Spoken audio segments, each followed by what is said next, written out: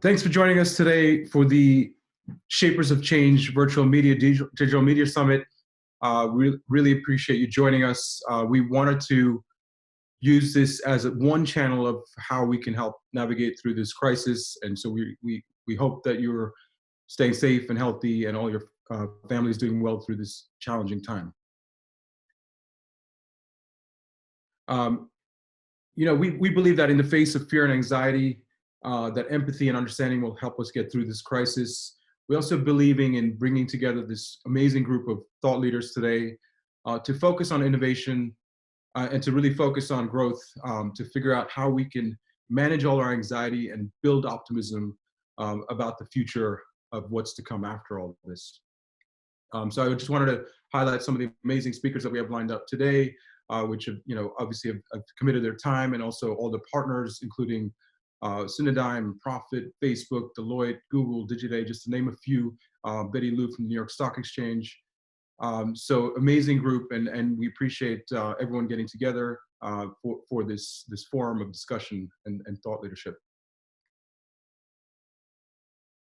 For those of you who don't know about our company, Direct Agents, my brother Josh Boaz and I started this company 17 years ago, and funnily enough, we celebrated our 17th year anniversary party virtually 2 weeks ago. But our goal has always been to help our brands grow and transform their presence online through media, strategy, analytics, and creative. We're built in New York with an office in LA. We're performance focused, we're data driven, and really we pride ourselves on being an independent agency, but also bringing together a very diverse group of professionals to the digital landscape. Some of the brands that we do best with is, in many different verticals, but specifically D2C, e-commerce, subscription, and home solutions, consumer electronics. And so we really are proud of some of the partnerships and brands that we built in the past 17 years as a company. I wanted to quickly showcase, what some of our clients are doing during this crisis time and this challenge. And obviously there's some great stories overall, but some of these include Omaze. They're currently curating a whole online relief center where you can donate and make one donation to multiple charities that are doing life-saving resources. And they're not taking any fees from that, and they're actively promoting it. So we're really excited of what they're doing.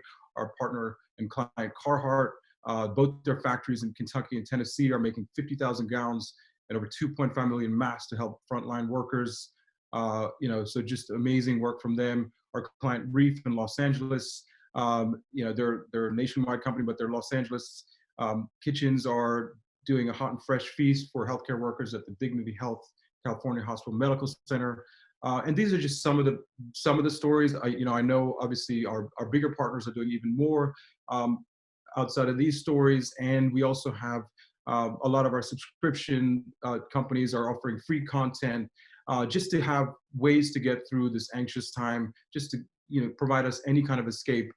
So I wanted to just quickly highlight and thank all our clients and partners for doing what they are.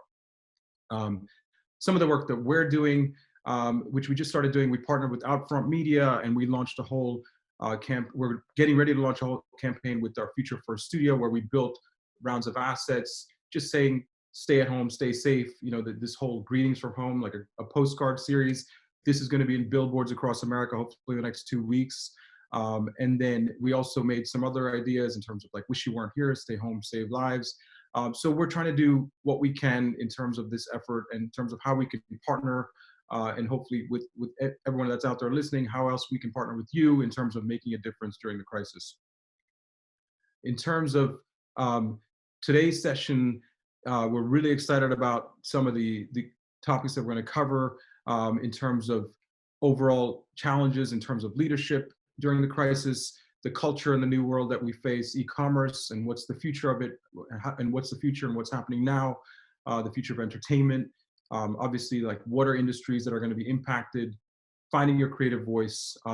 So lots to cover today, and we are excited that you are able to join us. And I'm gonna hand this off now to my brother Josh, who's going to talk about some of the overall macro implications of the crisis, and take us from here. Thanks everyone for joining. Really excited for all the content we have to go over today. I thought before we dive into kind of specific industry topics and culture topics, I wanted to just kind of step back, give everyone kind of a macro view. So, kind of three things I'm going to touch on in the next 15 minutes or so. Just, zooming out, macro look, what are some of the economic trends we're seeing? And some of this stuff is changing daily. So I tried to pull up what was current as of today. Behavioral trends, kind of what we're seeing across the board, and how that's affecting marketers in different segments. And so it's not all doom and gloom. Looking forward, what are some silver linings? Where are some areas of opportunity? I think in any crisis, there's the immediate, dealing with the day to day, those first few weeks. But at some point, we have to start thinking about what comes next. What's does everything look like 3 months from now, 6 months from now, a year from now, and start preparing for that today. So hopefully I can cover all this ground quickly and you find it informative. So on the kind of macro snapshot, I just thought this was, the numbers, again, sorry, this to start with doom and gloom, but the numbers aren't great. So on the left, you'll see this is a Bain & Company's kind of, they have like a sit rep report that they do. They have it daily and they update it as kind of situation changes. And this is a mixture of economic situational analysis, geopolitical, so it's global in scope, right? So they have a pretty large customer base, so they get all this data in. So as of now, they kind of rate the overall global environment as a 6 out of 10. You can see some of the reason, rationale, and as from some of the literature they're putting out, that they do think that they'll push it up to a 7 at some point in the near future by the numbers. And we just updated some of this morning. The GDP change, which I'll go into in a little bit, about 25% decrease expected for this quarter. 16 million unemployed. So that's inclusive of I think today they announced another 6.6 unemployment claims in the last week. So that's a big number. And what's scarier is that even by year's end, overall 10 to 15% unemployment rate, and it's going from an economy that was at full employment for the last few years. So definitely a big swing. 2 trillion was the amount of the first stimulus. I think there's some news out today that there'll be another 2.3. So hopefully those kind of massive stimulus plans will help. I mean, this is just to kind of drop in the bucket when you look at actually the worldwide stimulus. So overall, economies are or governments are putting anywhere from 10 to 25% of their GDPs into stimulus plans to try to restart the economy. And 4 billion, just number of people globally under some sort of social distancing. And I think out of that's, as for any parents with kids, I think there's about 1 billion or 1.3 billion kids at home, which is, I'm sure, interesting for everybody. So just on the economic state, and so some of these numbers, I gave a talk a couple of weeks ago, and there was a anticipation of kind of a sharp V with recovery starting as soon as Q3. From most of the current reports out, and economics are thinking it's going to be maybe modest recovery if things start turning around in Q3 and Q4, but more or less a sharp contraction overall in 2020. With signs of recovery in the second half of the year, and a more full rebound of some level to be determined in 2021. So that's economic state. And then just another kind of sign of how things are changing week to week, and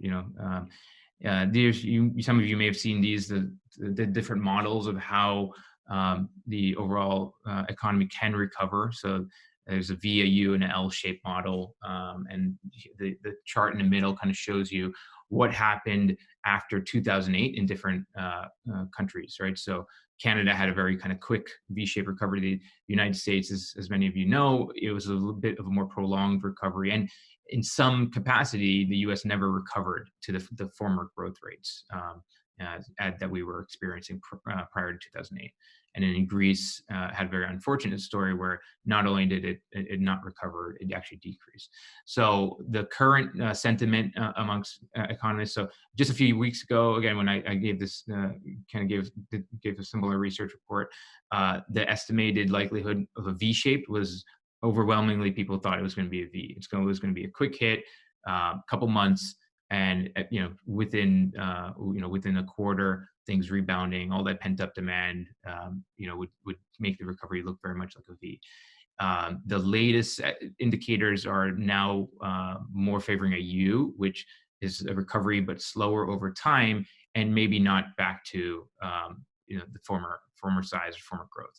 And now, again, this is going to be across many different geographies, many different sectors. So your individual business may be impacted very differently than how these models show.